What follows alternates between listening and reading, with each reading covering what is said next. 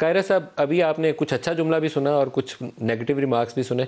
अच्छा जुमला ये था कि एपीसी में शमूलियत के ऊपर गौर करूंगा, लेकिन साथ उन्होंने कहा कि ये क्या है कि वाक़े के ऊपर एपीसी कॉल कर लिए। ये मुझे अंदाज़े बयां उनका दुरुस्त नहीं लगा, क्योंकि उनको शायद अंदाज़ा नहीं है कि कितना तकलीफ दे है एक पूरे सूबे की पुलिस के लिए, जिस दिन एक ही वाक़े के अंदर 100 पुलिस वाले शहीद हो जाएँ और 200 ज़ख्मी हो जाएँ।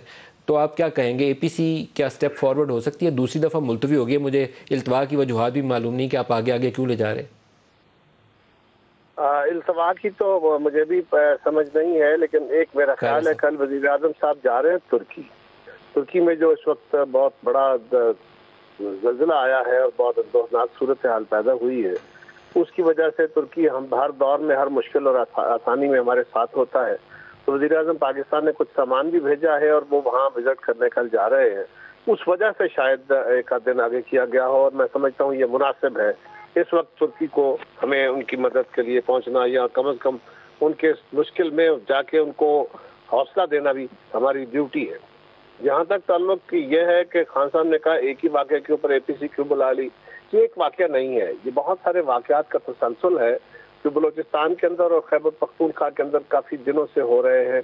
और छोटे छोटे वाक़यात, काफ़ी सारे हमारे सिपाही, हमारे सिविलियंस, काफ़ी लोग शहीद हुए हैं अगर हम पिछले 7-8 महीने के वाक़यात को इकट्ठा करें। और दूसरा ये है कि उनकी प्रेजेंस ग्रेजुअली बढ़ती जा रही है। बहुत सारे वाक़यात वो हैं जो हमारी एजेंसीज ने प्रिवेंट कर लिए, जो पहले देख लिया गया, प्रीएम्प्ट हो गए, बंदे पकड़े गए, और उसके नतीजे में कंपैरेटिवली सूरत हाल वो न पैदा हो सकी जो अब पैदा हुई है। उसके ऊपर ये कहना कि एक ही वाक़े के ऊपर एपीसी हो गई है, ये बड़ा तकलीफदेह है। लेकिन खान साहब का मिजाज बहुत अजीब और गरीब है।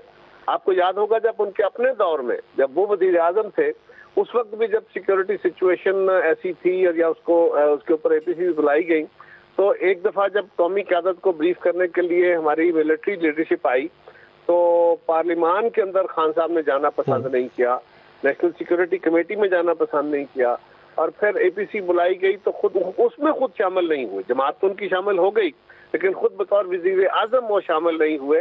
लिहाजा उनका मिजाज और है। ये तो उन्होंने इस वाक़े के फौरन बाद जब एपीसी का फैसला हुआ तो उसमें ना जाने का, और हमारी तरफ से दावत दी गई साबिक़ स्पीकर साहब को और खट्टक साहब को, तो उस पर भी उन्होंने कहा कि मैं नहीं जाऊँगा, या मैं जो उनका अपना स्टाइल है गुफ्तगू का, गालियाँ वालियाँ देके उन्होंने कहा कि मैं इसमें शामिल नहीं होऊंगा।